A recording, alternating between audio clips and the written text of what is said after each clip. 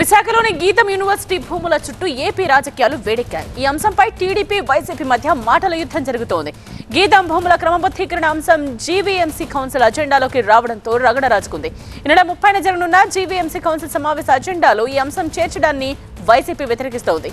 ఇదే అంశంపై corporators, GVMC mayor, additional కమిషనర్లను కలిసి వినతి పత్రం అందజేశారు. విశాఖలో భూ దోపిడీ జరుగుతోందని మాజీ మంత్రి బొత్స సత్యనారాయణ ఆరోపించారు. సుమారు 5,000 కోట్ల విలువైన ప్రభుత్వ భూములను గీతం సంస్థకు కట్టబెట్టేందుకు ప్రభుత్వం ప్రయత్నిస్తోందని ఆయన ఆరోపించారు. రేపు వైసీపీ బృందం గీతం భూములను క్షేత్రస్థాయిలో పరిశీలిస్తుందని, ఎల్లుండి జీవీఎంసీ గాంధీ విగ్రహం దగ్గర నిరసన చేపడతామని బొత్స ప్రకటించారు.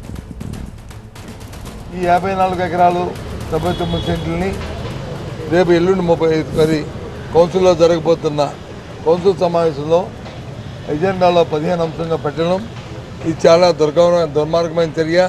దయచేసి ఈ భూదోపిడిని ఆపండి. ఈ ముఖ్యమంత్రి గారు కుటుంబ సభ్యులు చేస్తున్న ఈ ఆదుకున్న భూదాహానికి ఏదైతే 5,000 కోట్ల రూపాయల సంబంధించిన భూమిని ఇది దోచుకోవడం సమంజసం కాదు, దీన్ని ఎజెండాలో పెట్టొద్దని చెప్పని ఇవాళ మొదటిగా వారికి ఇవ్వడం జరిగింది. గీతం భూములపై వైసీపీ అనవసరంగా రాజకీయం చేస్తోందని విమర్శించారు ఏపీ టీడీపీ అధ్యక్షుడు పల్లా శ్రీనివాస్. గీతం యూనివర్సిటీ లక్షల మంది విద్యార్థులకు విద్య అందిస్తోందని, విద్యా సంస్థకు భూములు ఇస్తూ ఉంటే రాజకీయం చేయడం సరికాదన్నారు పల్లా.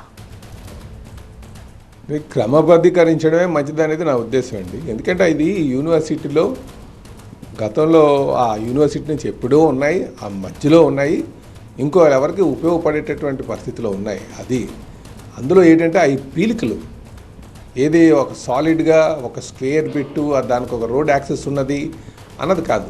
ఏదో ఒక్కటి ఆ గుడి దగ్గర ఎంట్రన్స్ దగ్గర కొంత పీలికలా ఉంది.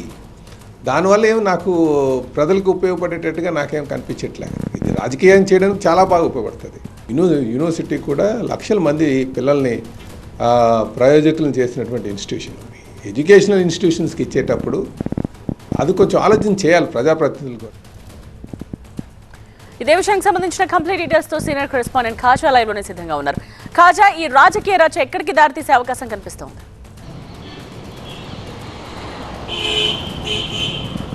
ఖచ్చితంగా గీతం విద్యా సంస్థలకు ప్రభుత్వ భూముల క్రమబద్ధీకరణ, భూ బదలాయింపు అంశం, దీనిపై ప్రతిపాదన ఇప్పుడు రాజకీయ రగడకు దారితీసింది. ఎందుకంటే ఇప్పటికే వైసీపీ దీన్ని తీవ్రంగా తప్పుపడుతుంది, మరోవైపు సిపిఎం కూడా ఆందోళన చేస్తుంది. అయితే ఈ నెల 30వ తేదీన జీవీఎంసీ కౌన్సిల్లో 15వ అంశంగా ఎజెండాలోకి ఈ గీతం విద్యా సంస్థలకు Gandhi institute of technology and management సంస్థకు దాదాపుగా 54 ఎకరాల 79 సెంట్ల ప్రభుత్వ భూమిని ఎండాడ రుచికొండ సర్వే నెంబర్లో ఉన్న ఈ భూమి రెగ్యులరైజ్ చేసేందుకు ఒక ప్రతిపాదనను గతంలోనే డిసెంబర్ 31, 2025న అక్కడ స్థానిక రూరల్ తహసీల్దార్ జీబీఎంసీకి ఒక ఎల్ఎన్ఎస్ను ప్రతిపాదన చేశారు. దానికి అనుగుణంగా జీబీఎంసీ అధికారులు ఒక ఎజెండా అంశాన్ని ఈ నెల 30వ తేదీన జరగబోయే కౌన్సిల్ సమావేశంలో అంశంగా చేర్చాలని ఇప్పటికే పొందుపరిచారు. దీన్ని తీవ్రంగా వైసీపీ తప్పుపడుతుంది. ఒక ప్రభుత్వ భూమిని, విలువైన భూమిని ప్రైవేటు సంస్థకి కట్టబడడానికి కూటమి ప్రయత్నించడంతో ఆరోపిస్తూ ఇప్పటికే వైసీపీ ఉద్యమ కార్యాచరణ ప్రకటించింది. ఈరోజు